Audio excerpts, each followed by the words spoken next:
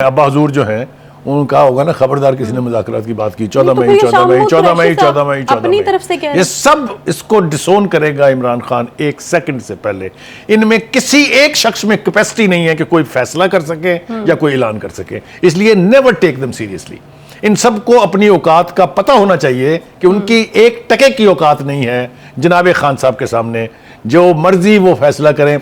आप ये शाह महमूद कुरैशी साहब तो पंजाब का इलेक्शन लड़ना चाहते थे, लड़ा फिर? नहीं लड़े। अपने बेटे को लड़ाना चाहते थे, लड़े फिर?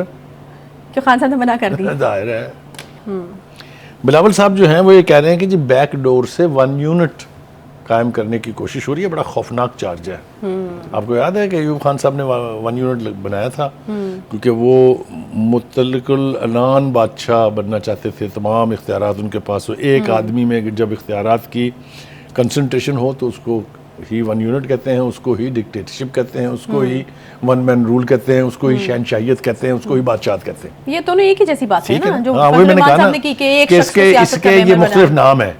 तो ये तो उन्होंने कहा जना कि हम नहीं होने देंगे। दूसरी बात ये है, वो कहते हैं कि हमने कभी ये नहीं कहा कि इलेक्शन वक्त पर ना हो, लेकिन पंजाब में पहले क्यों हो, बाकियों के साथ क्यों ना हो। इस बात में बहुत लॉजिक है। आप ये देखिए, कई दफ़ा हम इसकी वजाहत कर चुके हैं। जब बाकी के 2 सूबे कह रहे हैं कि जी नहीं हमें मंजूर इलेक्शन जी के इस बड़े सूबे में अब हो जाएं और आने वाले वक्त में हमारी पार्टियों के लिए बाकी सब सूबों के अंदर उसका इन्फ्लुएंस हो, ठीक है, तो उनकी ये बात भी बहुत हद तक ठीक है।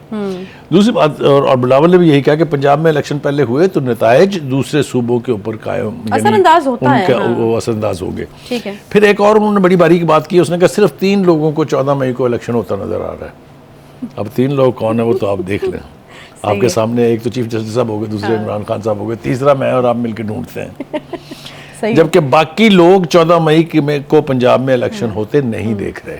इसका मतलब ये कि उन्होंने कहा कि 3 बंदे जो हैं वो 14 मई को इलेक्शन चाहते हैं, बाकी कोई नहीं चाहता।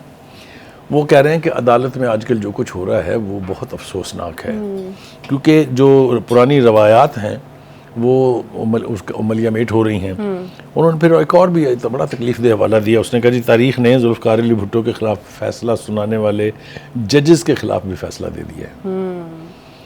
मैं यहाँ ये ज़रूर कहना चाहता हूँ कि चीफ़ जस्टिस साहब जो बहैसियत चीफ़ जस्टिस सुप्रीम कोर्ट सब के लिए काबिल एहतराम, मेरे लिए भी काबिल एहतराम है, आपके लिए भी काबिल एहतराम है, लेकिन उनको तारीख़ को मद्देनज़र ज़रूर रखना चाहिए। वो कहते हैं ना कि फ़ैसले प्रेसिडेंट्स की बुनियाद पर होते हैं, यानी साबका तारीख क्या है उसकी बुनियाद पर होते हैं। तो साबका तारीख में जजेस ने जो फैसले किए थे, चाहे वो मौलाना तमीज़ुद्दीन वाला केस था जिसमें जस्टिस मुनीर साहब ने किया था, चाहे वो अनवारुल हक वाला फैसला है जो जुल्फ़िकार अली भुट्टो ने किया था, चाहे वो मौलवी मुश्ताक वाला फैसला है जो लाहौर हाई कोर्ट में उन्होंने फांसी की सज़ा सुनाई थी भुट्टो साहब को, चाहे वो एक ऐसे कोर्ट का फैसला है जिसने पनामा की बजाय अकामा पे एक आदमी को डिस्क्वालीफाई कर दिया हो। ये सारे जजेस आज अच्छे नामों से नहीं पुकारे जाते हैं। सही। अगर पुकारे जाते हैं तो आप मुझे बता दीजिएगा, मैं आई विल सिट करेक्टेड। सही। एक बात। अच्छा वकाई साहब, मुझे ये बताइए कि ये अब मुज़ाकरात का क्या फ्यूचर है? चीफ जस्टिस ने सियासी जमातों को आज ही मुज़ाकरात की हिदायत की और आप ये कह रहे हैं कि जो लोग पहले इस चीज़ पर कायल हो गए थे और दूसरों को कायल करने की कोशिश कर रहे थे, जिनमें बिलावल भुट्टो ज़रदारी साहब का नाम सर फहरिस्त है, वो भी अब पीछे हटते हुए बैक फुट पर दिखाई दे रहे हैं। शाह महमूद कुरैशी साहब कहते हैं कि हुकूमत प्रपोजल दे के देखिए हम नेक नियति से रास्ता निकालेंगे, तो आप ये किसको देंगे प्रपोजल? कौन देगा प्रपोजल? देखिए आपने बिल्कुल ठीक कहा। ये 4 बजे ऐलान जो हुआ है ना कि 27 तारीख को हम दोबारा सुनेंगे, उससे पहले फवाद चौधरी साहब का स्टेटमेंट जो है वो चल चुका चैनल्स के ऊपर कि जनाब हम तो पीडीएम से बातचीत नहीं करेंगे। तार है वो बड़े अब्बा हुजूर जो हैं उनका होगा ना, खबरदार किसी ने मुज़ाकरात की बात की 14 मई अपनी तरफ से ये सब इसको डिसोन करेगा इमरान खान एक सेकंड से पहले। इनमें किसी एक शख्स में कैपेसिटी नहीं है कि कोई फैसला कर सके या कोई ऐलान कर सके, इसलिए नेवर टेक देम सीरियसली। इन सबको अपनी औकात का पता होना चाहिए कि उनकी एक टके की औकात नहीं है जनाब खान साहब के सामने, जो मर्जी वो फैसला करें। आप ये शाह महमूद कुरैशी साहब तो पंजाब का इलेक्शन लड़ना चाहते थे, लड़ा फिर? नहीं लड़े। अपने बेटे को लड़ाना चाहते थे, लड़े फिर? क्यों खान साहब ने मना कर दिया? जाहिर है। तो मतलब कहने का ये है, इनकी बातों को सीधी सीधी ना लें, इसी तरह वो पाशीदा जड़ा है उसकी भी बात को सीधी सीधी। क्यों मना किया? उनको लग रहा होगा कि पंजाब में आगे ही बड़ा रौला है, वज़ीर आला की सीट के लिए एक और। देखिए ना, मुझे एक बात की समझ नहीं आती। एक तरफ तो आप मरे जा रहे हैं पंजाब में इलेक्शन कराने के लिए और दूसरी तरफ आप कहते हैं कि मैं पंजाब में अपने घर में महफूज नहीं हूँ, मैनू गारंटी दो, मैनू तो अदालत गारंटी दे नहीं तो मैं नहीं मरना। ये क्या है भाई?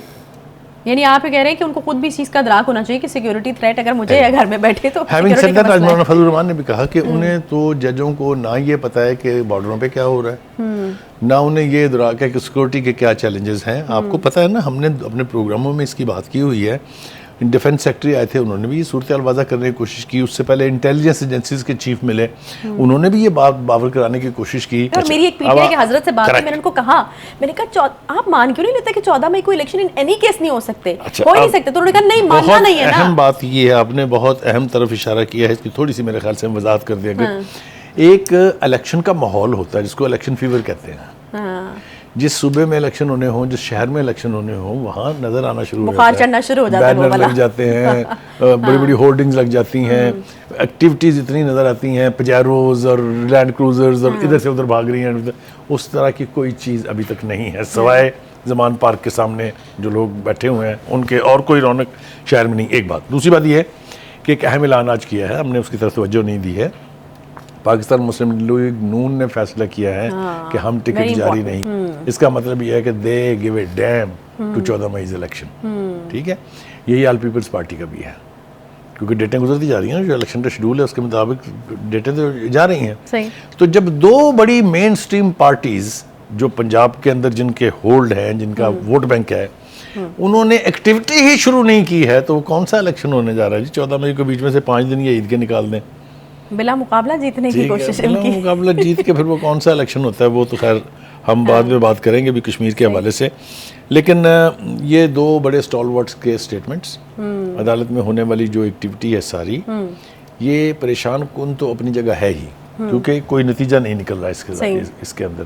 भाई साहब, मेरे ख्याल में यहाँ पे एक छोटा सा ब्रेक ले लेते हैं, फिर यहीं से दोबारा आगाज जी कर लीजिए। एक छोटा सा ब्रेक लेते हैं जी, ब्रेक के बाद वापस आते हैं, साथ रहिए।